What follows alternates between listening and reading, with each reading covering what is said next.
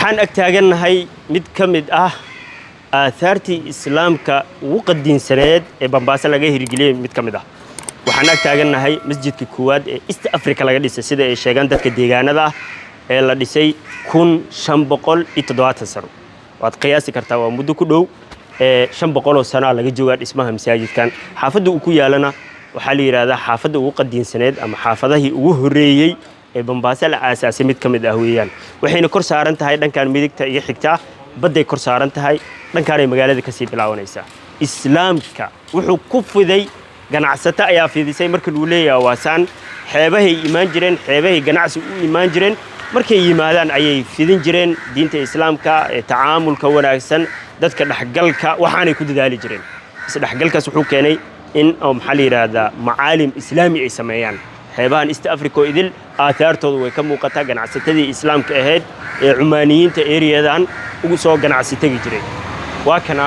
idin muuqda masjid al-Mandari 500 sano ku dhawaad ayuu dhisan yahay markii lagu yiraahdo waad fahmi kartaa 500 sano masaajid dhisan waad fahmi kartaa islaamka siday ahaan jireen xilliga inay muhiimad siin jireen cibaadada ganacsigooduna ay muhiimad siin jireen haddeer ma aqaani waxa ku dhacay dadka meelahay tagaan masaajidada ma ka dhisaan miskama dhisaan diinta islaamka muhiimad ma siiyaan masaayigaaba halis ku sugan inay ku milmaan qolyaha kaleete ay u tagaan gudihiisa waxa yaalo kitaabo lagu qoray gacan fahmi kartaa taabacad ma jirin laakiin nin walba wuxuu haysto ayuu markaas ku dadaali jiray si uu diintiisa ugu dhignaado ilaahay ha ka abaal siiyo qolyihii ku fikray masaajidkan dhismihiisa qolyihii bixiyay booskan iyo qolyihii xilliga noolaa oo islaamnimada inay gudbiyaan fidiyaan ku dadaalay sheekh halkan waxa ku yaalo mid ka mid ah masaaxiiftii xilligaas la sameeyay ee dadkii xilligaas noolaa 500 sano ka hor ee gacantooda ay ku qoreen waa kana halkan waxa ka muuqda sheekh maxaa ayadahan wajahiduu ma'a rasuulihi istaadanaka ulul qawli minhum وقالوا ذرنا لكم مع القاعدين رضوا بأن يكونوا وحن أملينا سورة التوبة إني تهي إلهي خير هي أبالها كسيو dadka xilliga noolaa ku fikray masaajidkan halkaan inay ka dhisaan diinta islaamka fidiya ilaahay khayr ha ka siiyo wadaadkii gacantiisa waqtigiisa geliyay kalaamkii ilaahay si uu u qoro uu u ilaaliyo waad qiyaasi kartaan 500 sano ka hor daabacad ma jirin qofku ku fikiraa abaal intee la agayu leeyahay uu islaamku ku leeyahay iyo muslimiinta الواحد هو الواح قديم آثار تعجيبته وكان مساجد كان قديم المديس موجنس مسجد كان أيضا قرآن كأ وماشى لقليي سورة الكهف حتى إذا لقي غلاما فقتله قال أقتلت نفسا زكية بغير نفس وهي سورة الكهف وحال قري وقف وقعنتي سكو قري إلهيها كأبا المريان كن إلح بقول أوصله كهر سنة حلقة مية سنة حلقة وحو تاقنا كن إلح بقول سنة معنى هذا وحلي هدر كدوات أفر بقول سنة أفر بقول كنتن سنة كدوات لقى جوغويا كن أفر بقول مساعد كان هل سنة أيوكي جدا بيان أمالينا يا أما أفرتن سنة عمل أفرتن سنة حلقة سكي جدا بي حلقة بقروا أيضا لقري حلقة مساعد كلا بس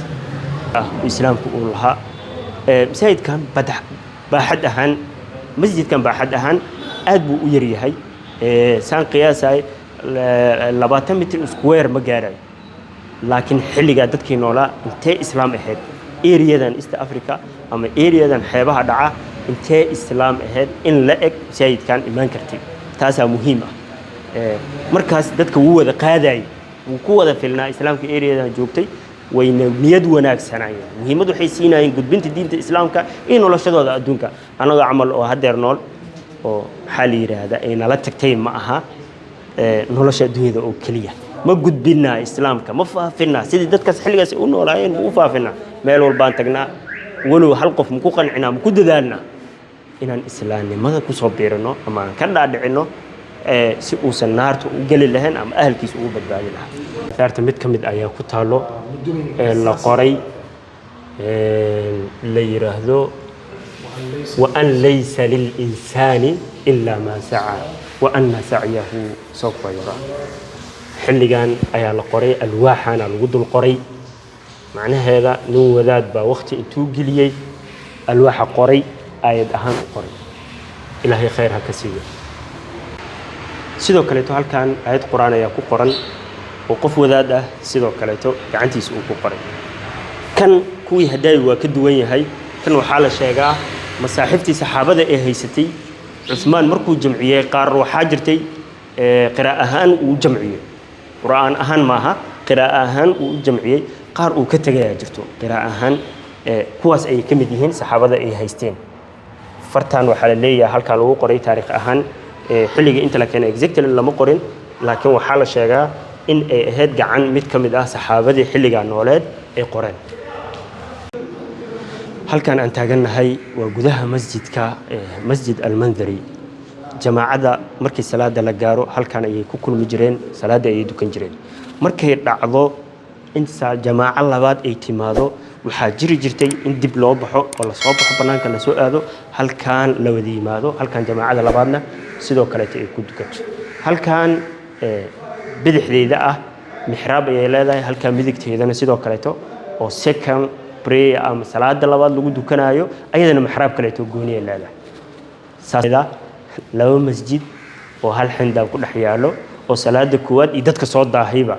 laba u kala baxsan ayay ahaayeen dadkii hore qaabkaas ay u fikri jireen inay jamaaca helaan agtooda muhiim bay ka ahayd way ku dadaali jireen sida xadiiska rasuulka sallallahu alayhi wasallam uu inoo sheegay waxay isdheeraayeen qofka jamaaca ku dugta iyo qofkaana ku dukanin 27 darajo ayay isdheeraayeen sida xadiiska lagu sheegay السلام عليكم ورحمة الله وبركاته صاحبكي غالي عبد العليم عبد الرحيم سؤال شأنك ويدينايو نيروبي مومباسا فرقي أودحيو محيطاي الحمد لله والثناء والله والصلاة والسلام على رسول الله شكرا شيخ إبراهيم من كان هرتوا صاحبكي غالي